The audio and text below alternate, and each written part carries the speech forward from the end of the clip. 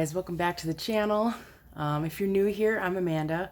I'm a full-time working mom with 3 kids, and I'm just bringing you guys along with me while I kind of show you how I'm trying to get back to our roots, kind of the way that our grandparents lived, and trying to be more self-sufficient and frugal with everything that we have. So this weekend, it's gonna storm again. I live in North Dakota, and we're getting another winter storm. So I figured I would bring you with me while I can up some Boston baked beans. And I can't share the recipe, I don't think, because I'm getting it from another YouTuber, Carolyn Thomas over at Homesteading Family. Go check her out. Subscribe to her membership, because that's how I got the recipe and a bunch of tips from her. She has a wealth of knowledge. She's amazing. So I'm going to be doing that this weekend. And then I also got a whole bunch of stuff that my husband grabbed from the school that he works for. They had a bunch of stuff from a food bank that nobody was claiming, and so I ended up getting, oh man, what was it? For 16 pounds of white rice, 16 pounds of pinto beans, and then we got 2 bags of the cuties, and that's what I'm going to be canning this weekend. I'm really excited because I've never canned those before, so that'll be a new experience for me. And then I also got some tortilla mix to make homemade tortillas. So my experiment, which will be another video, is going to be making those tortillas and hopefully freezing them, so that way I can have my own homemade tortillas in the freezer ready to go. That's one less thing I gotta buy at the store, and I'll have something always ready to make meals. We just got back from the rodeo. We have a North Dakota winter show in our town, and it's so much fun. My little one had a blast. I'll insert some clips here of us at the winter show, and it was just so fun to be able to get out and see faces I haven't seen in a while, because everybody, you know, all the local people come, and it's nice to go out and support everybody in the rodeo and support the local businesses and just get out and enjoy life. You know, life's short. You got to do stuff, man. It's just fun to go do things and have family time. So now that we are back home, and it was quite the journey getting home, the roads are already starting to fill in, so that's telling me I will be home all weekend. And we're gonna have a lot of stuff to do together. I'm also gonna make videos on what was I gonna make videos on? I'm also going to make videos on seed starting with me, because it's getting close to seed starting time.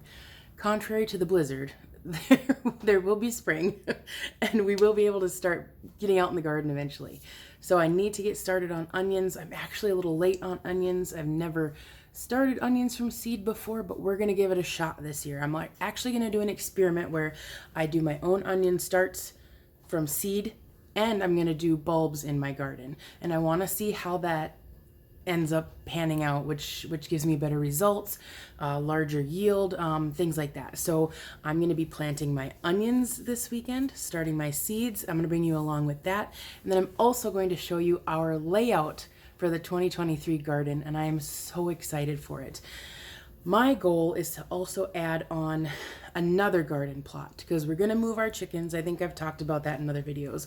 We still haven't moved the chickens. We will move the chickens to get them closer to the house.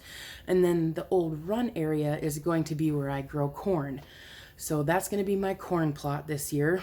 And I'm toying with the idea of maybe expanding that, and also doing like a melon vining area, because right now my garden's not really conducive to a lot of like pumpkin and big vining things right now. I could trellis it, sure, but I also don't have the space, because I'm growing all of my staples, what I call my staples, in my garden, like the beans and the tomatoes and the peppers and the things that I know I can preserve and I know our family absolutely needs, and is the most bang for our buck, if that makes sense.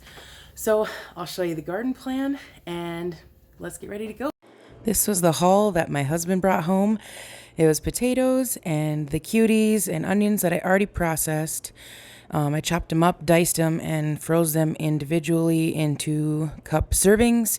Got a bunch of tuna, some sweet corn, And then, like I said, the rice and the pinto beans.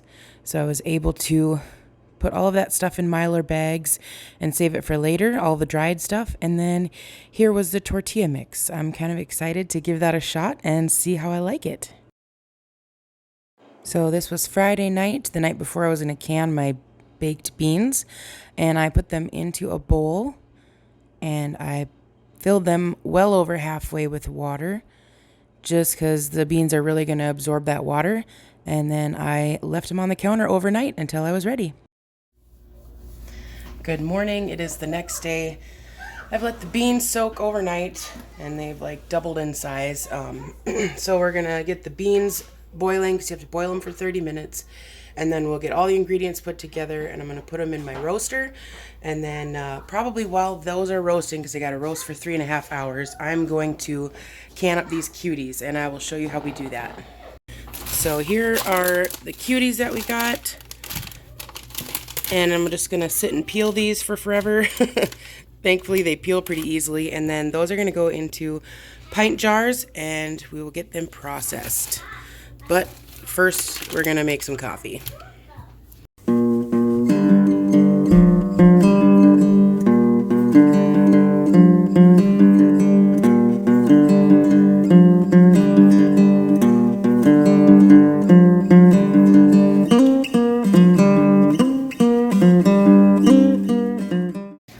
Okay, we got all the oranges peeled, and I'm just going to make a simple syrup to put this in, and then we'll get to canning that next. I just got the beans put in the roaster. They're ready to roast for 3.5 hours. And then a little trick that I just had to do, I swore I bought dried mustard powder, but I didn't, I guess, because I can't find it anywhere. So if you have mustard seed and some kind of blender, or like I have a NutriBullet, you can go ahead and throw the seed in there and just let her rip and it'll give you the powder that you need. I also got another batch of granola done, and then we're going to clean this up and get going on the mandarin oranges. Okay, I'm going to fill out my water bath canner, start getting it warm here. I'm going to do a little splash of vinegar because I got hard water. That was a lot of splash of vinegar. And then I'm going to put my pint jars in here and let them start getting warm, and probably my rings, just so that the jars are nice and warm. So when we pack the jars with the mandarin oranges and the syrup, the simple syrup is going to be hot. So you want to do hot jars, hot syrup. Try and keep that temperature even. So I'm going to fill this up, get it on the stove, and we'll get our jars in here. I'm using the Ball Canning or Preserving Guide, and I'm just grabbing the simple syrup recipe here in the beginning. And the one I'm using is light, extra light. So there's not a lot of sugar there. So it's going to be 1.5 cups of sugar, 5 3/4 cups of water, and that'll give me 6 cups total of syrup. Each syrup recipe yields enough to can 3 to 4 quarts of fruit.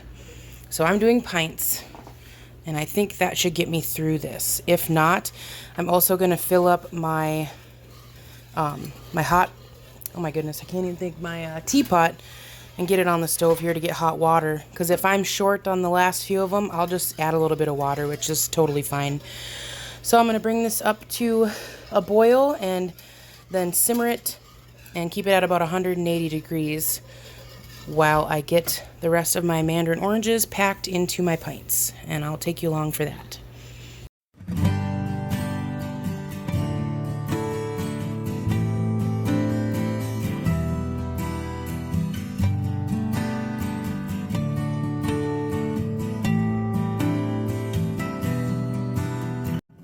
So here I'm just putting the little mandarins into my pint jars, and I'm filling it to almost a 1/2 inch headspace. I want that liquid to actually be the 1/2 inch headspace because I want the liquid on top. I want all the mandarins submerged.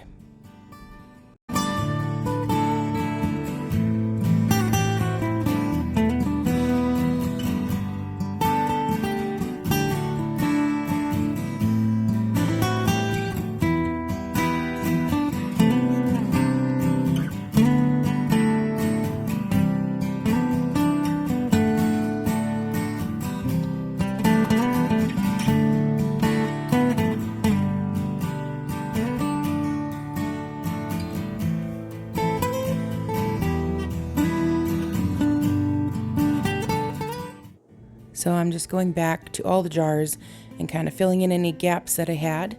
And we almost got them all in, so we had a little snack. And then I'm going to go ahead and add the simple syrup.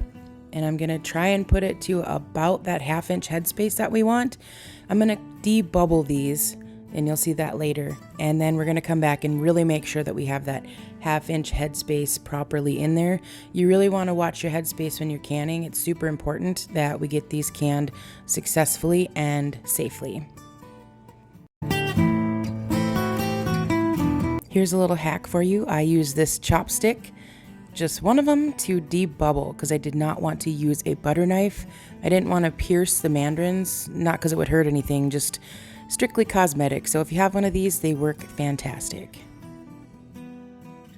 And here's where I'm making sure our headspace is correct by adding any of the extra liquid that I had.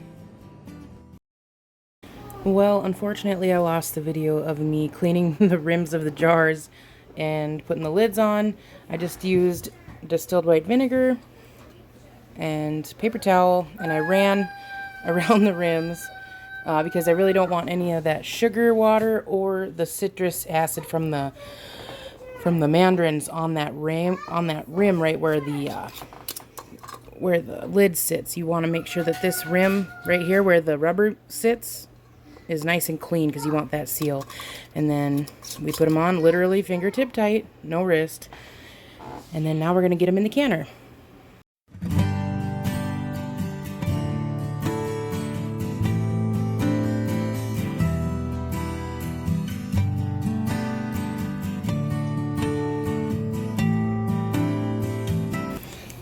So I got all 9 of them in there.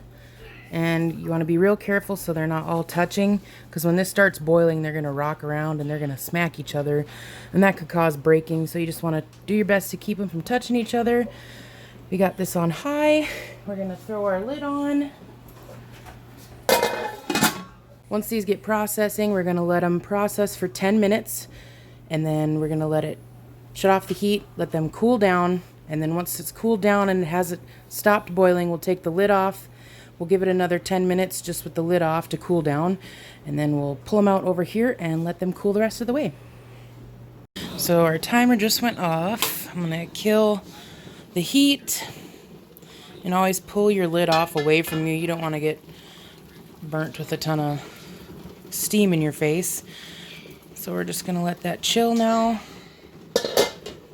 And when it starts to calm down from the rolling boil, I'll pull the lid off completely.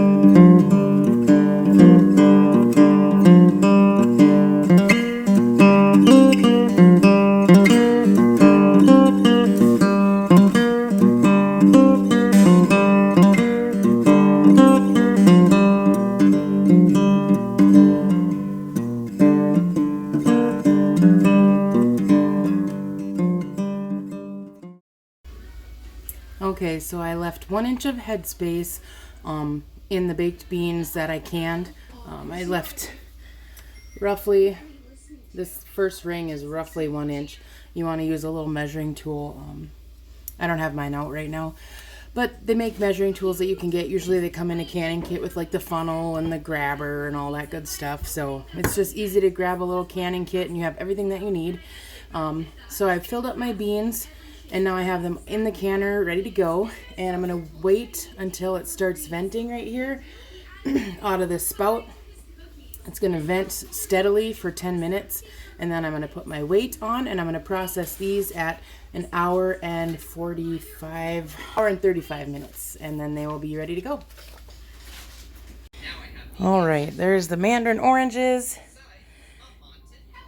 and the baked beans. I'm going to crack one of these open tomorrow, and we're going to have it with our supper. Not sure what our supper is going to be, but we'll figure it out because I really want to try these now after they've been in the canner. I want to see how they hold up. So there's our canning. So that is it for my canning today. I'll bring you guys along when I do some more. I haven't really thought of anything else to can quite yet. But when I do, I will record it and I will share everything I can recipe-wise. I couldn't share this recipe for the baked beans because it's not my recipe to share. But like I said, go over to Carolyn Thomas at Homesteading Family. Subscribe to her Homesteading Family Kitchen membership, and she has a wealth of knowledge over there. That's what I'm going through right now to try and teach myself some stuff. This is one of them, so I'm pretty jacked to try it and see how it tastes. So bottom line is, you can pretty much anything. You can preserve anything. It takes time and a lot of dedication. This is a snow day for me, but I decided to spend the time preserving this food because I want to have good food on the shelves for my family. And so it was just worth my day blowing in the kitchen, and it was fun being able to sit with my husband for a little bit and peel these mandarin oranges, and he finished peeling them while I went and tended to the baked beans. So it was a team effort, and I really appreciate him for that. So if you like this video, give it a thumbs up, subscribe to my channel. We'll be doing a lot more of this all through the spring and the summer. A lot of happenings are going to be going on our homestead, so please subscribe, follow our journey, and thanks for watching.